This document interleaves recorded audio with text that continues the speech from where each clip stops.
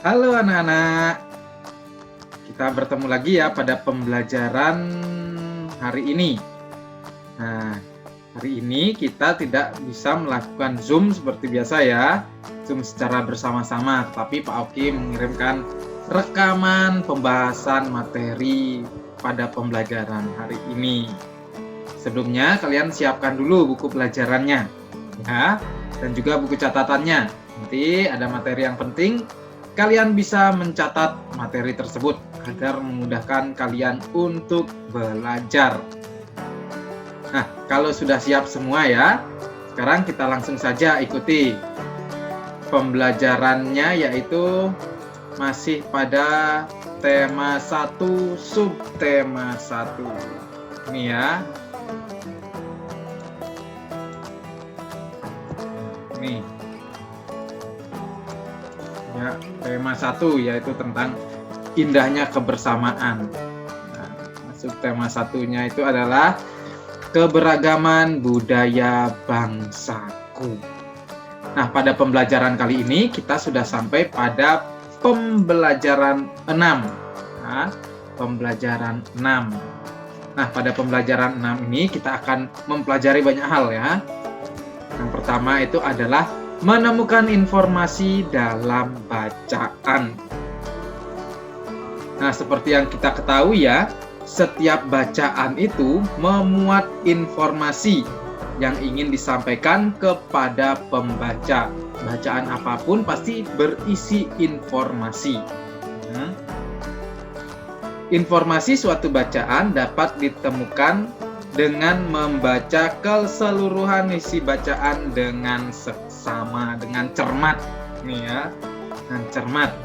Agar kalian dapat menemukan informasi dalam bacaan tersebut, kalian itu harus membaca bacaan tersebut dengan cermat. Jangan asal membaca, pahami bacaan tersebut ya. Terus dengan cermat. Lalu informasi bacaan itu juga dapat ditemukan melalui gagasan pokok dan gagasan pendukung. Seperti pada pembelajaran-pembelajaran sebelumnya, kalian telah mempelajari tentang menemukan gagasan pokok dan gagasan pendukung. Itu sudah kalian pelajari. Sebagai pengingat, ya, setiap bacaan itu tersusun dari paragraf-paragraf. Nah, setiap bacaan tentunya berisi paragraf. Entah itu 1 paragraf, 2 paragraf, 3 paragraf. Nah, di setiap paragraf tersebut pasti berisi gagasan pokok dan juga gagasan pendukung. Nah, itu sudah kalian pelajari. Untuk menemukan gagasan pokok itu, kalian cari dulu kalimat utamanya.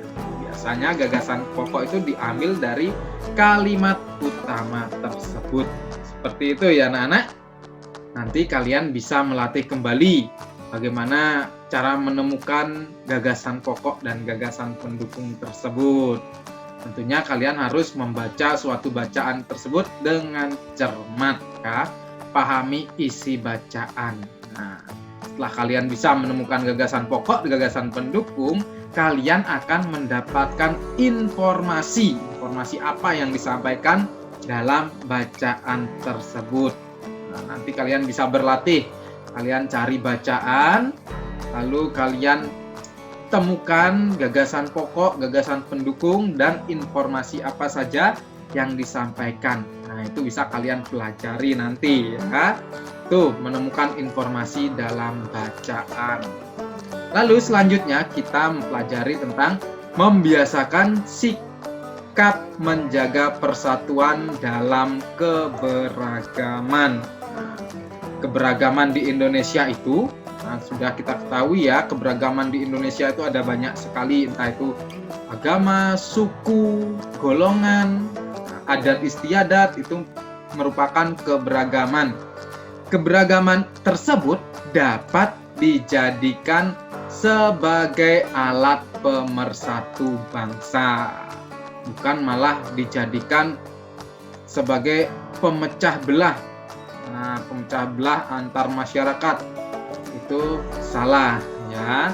Sebaiknya keberagaman di Indonesia itu dapat dijadikan sebagai alat pemersatu bangsa.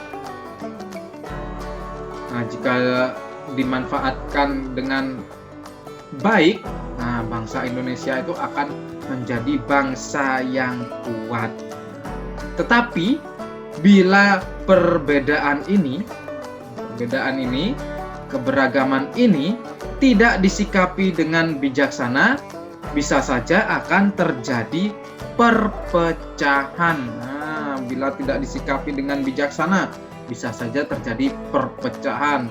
Mungkin saja bisa terjadi perang antar suku. Nah, itu contoh perpecahan. Bisa saja nanti keberagaman itu bisa menjadi konflik. Nah, konflik atau disintegrasi bangsa bila tidak disikapi dengan bijaksana. Oleh karena itu, masyarakat Indonesia itu perlu memupuk persatuan dan kesatuan dalam keberagaman. Semua masyarakat Indonesia itu harus dan perlu memupuk persatuan dan kesatuan. Seperti itu ya, harus memupuk persatuan dan kesatuan. Nah, seperti tanaman kalau dipupuk itu kan akan tumbuh subur. Begitu juga persatuan dan kesatuan bila dipupuk akan tumbuh subur. Seperti itu ya anak-anak. Seluruh rakyat Indonesia berkewajiban untuk menjaga persatuan dan kesatuan bangsa. Nah, ini persatuan dan kesatuan bangsa Indonesia akan terwujud apabila seluruh rakyat Indonesia menumbuhkan semangat persatuan dan kesatuan. Nih, persatuan dan kesatuan dapat ditunjukkan dengan perilaku menerima keberagaman atau perbedaan yang dimiliki bangsa Indonesia. Keberagaman dan atau perbedaan itu sudah Oki sebutkan tadi ya, misalnya suku, agama, ras, itu golongan, adat istiadat, itu keberagaman.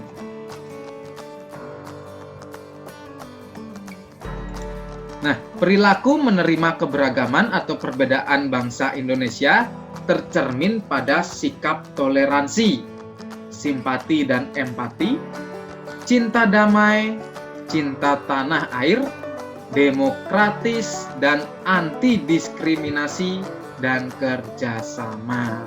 Itu ya, perilaku menerima keberagaman atau perbedaan bangsa Indonesia itu tercermin pada sikap-sikap tersebut. Itu ya. Ini ada beberapa sikap ini mencerminkan menerima keberagaman atau perbedaan. Yang pertama ini ya, toleransi. Toleransi itu adalah sikap tenggang rasa serta mau menerima, menghormati, dan menghargai perbedaan. Baik itu perbedaan gender. Nah, gender ini laki-laki atau perempuan ya, jenis kelamin itu perbedaan gender. Suku. Nah, seperti kemarin pada pembelajaran sebelumnya sudah kita pelajari ada banyak sekali suku bangsa yang ada di Indonesia. Lalu agama. Nah, seperti yang kita ketahui di Indonesia itu mengakui 6 agama. Di antaranya itu adalah Islam, Katolik, Kristen, Hindu, Buddha, dan Konghucu. Itu agama. Pendapat. Nah, pendapat setiap masyarakat itu mungkin saja berbeda-beda. Kita harus dapat menghargai pendapat orang lain maupun pemikiran. Seperti itu ya, ini yang dimaksud dengan toleransi. Contoh sikap toleransi seperti ini. Memberi kesempatan kepada teman berbeda agama untuk menjalankan ibadah. Nah, bila ada teman yang berbeda agama akan melaksanakan ibadah, beri dia kesempatan untuk beribadah. Misalnya kalian mempunyai teman beragama Islam, terus pada hari Jumat akan melaksanakan Jumatan. Kalian bisa memberi kesempatan teman kalian untuk beribadah.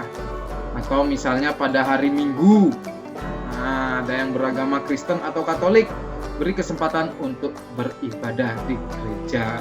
Tapi untuk saat ini, karena masih pandemi, ibadah bisa saja dilakukan secara online. Seperti itu ya.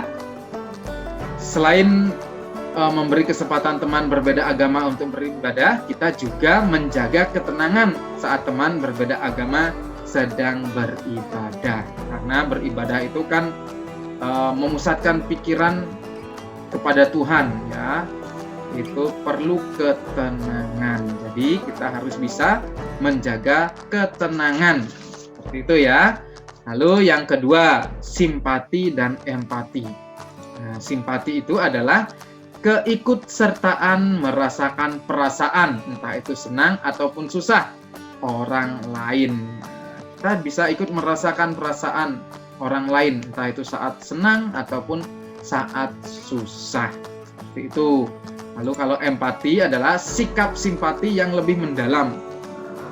Simpati yang lebih mendalam, atau bisa saja diartikan sikap merasakan diri seolah-olah dalam keadaan orang lain. Seolah-olah kita itu bisa merasakan bagaimana perasaan orang lain, itu ya. Sikap empati, misalnya contoh ini, merasa sedih melihat korban bencana alam. Nah, bencana alam itu misalnya ya banjir, tanah longsor. Tuh ya, contoh bencana alam, gunung meletus.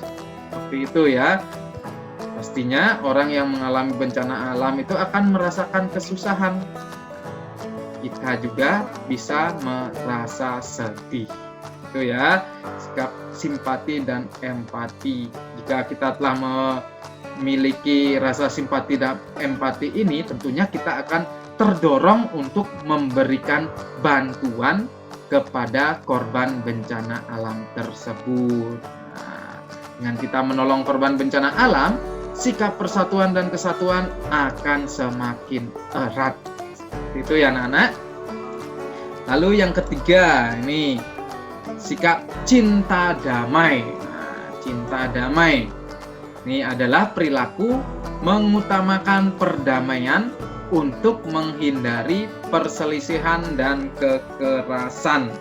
Ini untuk menghindari perselisihan dan kekerasan, itu cinta damai, mencintai kedamaian.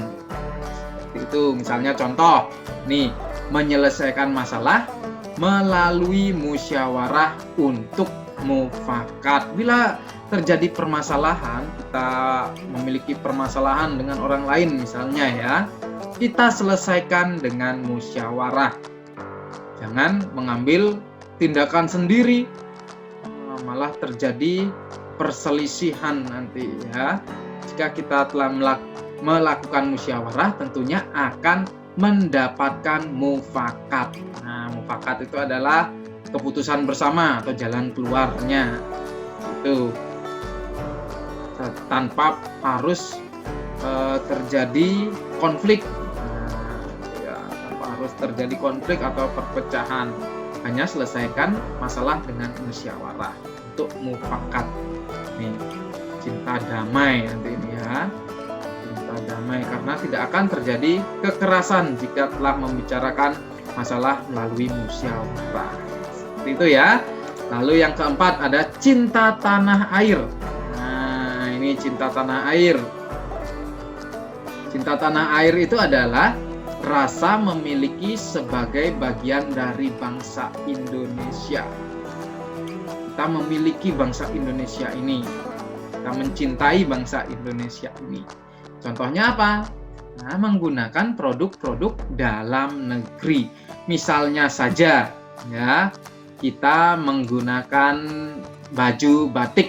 Nah, batik itu kan produksi dari Indonesia. Itu ya. Itu sudah termasuk cara menggunakan produk dalam negeri. Seperti itu. Lalu yang kelima ada demokratis dan anti diskriminasi. Maksudnya itu adalah perwujudan dari pemenuhan hak asasi setiap individu dan kelompok. Nih, contohnya memandang perbedaan itu sebagai sesuatu yang wajar. Nah, wajar kalau ada perbedaan, sehingga tidak membeda-bedakan dalam pergaulan. Wajar kita itu memiliki perbedaan. Jadi saat pergaulan atau bergaul dengan teman itu tidak membeda-bedakan. Jadi saat bergaul itu tetap dengan rukun. Seperti itu ya anak-anak, itu yang dimaksud dengan demokratis dan anti diskriminasi. Lalu yang keenam, kerjasama. Nah, kerjasama itu maksudnya adalah mengutamakan sikap saling memahami dan tolong menolong. Sama itu ya, tolong menolong itu ya, sikap saling memahami. Bila kita melihat ada orang yang kesulitan, nah kita memahami, nah, berarti kita akan membantu orang tersebut, kita menolong orang tersebut. Artinya kita harus memahami kondisi orang lain. Itu juga akan memupuk persatuan dan kesatuan. Nanti sebaliknya, jika kita membutuhkan bantuan, tentu saja orang lain dengan senang hati akan membantu kita. Nah, jadi hubungan kita dengan masyarakat itu semakin erat. Seperti itu ya. Ini contohnya, saling membantu sesama ini ya. Sesama, itu salah ketik. Sesama tanpa memandang perbedaan. Walaupun orang tersebut memiliki suku yang berbeda dengan kita, kita harus tetap mau membantunya. Walaupun berbeda suku, walaupun berbeda agama, kita harus tetap saling tolong-menolong. Kita membantu sesama kita yang membutuhkan bantuan tanpa harus membedakan agama atau suku atau daerahnya. Tetap kita harus saling tolong-menolong. Dengan sikap-sikap seperti ini, tentunya persatuan dan kesatuan itu akan terpupuk. Nah, sehingga kita akan menjadi masyarakat yang rukun. Seperti itu ya. Menjadi masyarakat yang rukun, kehidupan menjadi damai, menjadi tenang. Nah, seperti itu. Ini beberapa contoh kerukunan ya. Ini walaupun mereka berbeda gender, berbeda agama, berbeda suku, tetap bersama bermain itu ya. Lalu ini juga dari berbagai suku mengenakan pakaian adatnya masing-masing ya, bersama Bapak Presiden ini, Pak Joko Widodo. Ini juga, nah ini termasuk bentuk simpati dan empati. Ini ada korban bencana alam memberikan bantuan karena ikut merasakan penderitaan korban bencana alam tersebut. Nah, ini juga saling bekerja sama. Ini tolong menolong untuk menyelesaikan jalan ini ya, mungkin jalannya rusak. Ini bekerja sama menyelesaikan jalan sehingga nanti bisa digunakan bersama. Nah, dengan nyaman ini nanti menggunakannya. Seperti itu ya anak-anak. Nah, ini juga menggunakan pakaian adat dari daerahnya masing-masing. Di sini berkumpul, terlihat sangat ceria dan bahagia mereka ini ya, karena mereka tidak memandang perbedaan tersebut, malah menjadikan perbedaan tersebut sebagai alat pemersatu bangsa. Nah, mereka ini tampak sangat gembira sekali. Seperti itu ya anak-anak. Ini kedamaian ada ketika kita mau menerima perbedaan. Jika kita mau menerima perbedaan, tentunya kehidupan kita akan menjadi damai, tenang, dan sangat nyaman. Seperti itu ya anak-anak. Nah, ini pembahasan materi kita hari ini. Sudah sampai pembelajaran 6. Nanti kalian sebagai mengukur pemahaman materinya, kalian nanti kerjakan soal-soalnya ya, yang halaman 29 sampai halaman 30. Seperti biasa, nanti kalian kirimkan nilai kalian, nilainya saja ya yang dikirimkan.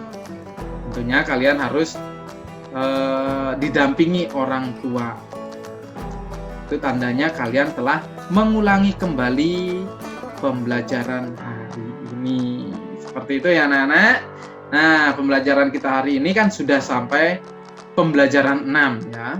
Berarti besok saatnya untuk penilaian harian atau evaluasi atau ulangan. Nah, itu ya besok. Penilaian harian tema 1, subtema 1. Pelajari kembali materi-materi yang sudah kita pelajari ini. Nah, lalu besok kita penilaian harian melalui Google Form. Besok Pak Aki kirimkan linknya, nanti kalian kerjakan dengan teliti. Tidak usah terburu-buru, pahami soalnya, baru kalian tulis jawabannya. Seperti itu ya anak-anak. Baiklah, pembelajaran kita hari ini Pak Oki akhiri sampai di sini dulu ya. Ingat, kalian harus tetap menjaga kesehatan kalian, patuhi protokol kesehatan. Nah, karena saat ini PPKM, kalian sebaiknya berada di rumah saja. Tidak perlu pergi-pergi keluar rumah, apalagi tempat-tempat yang ramai ya, tempat-tempat yang ramai. Kalian di rumah saja. Seperti itu ya anak-anak. Baiklah, Pak Oki akhiri sampai di sini. Sampai jumpa pada pembelajaran berikutnya ya. Bye-bye semua. Bye-bye.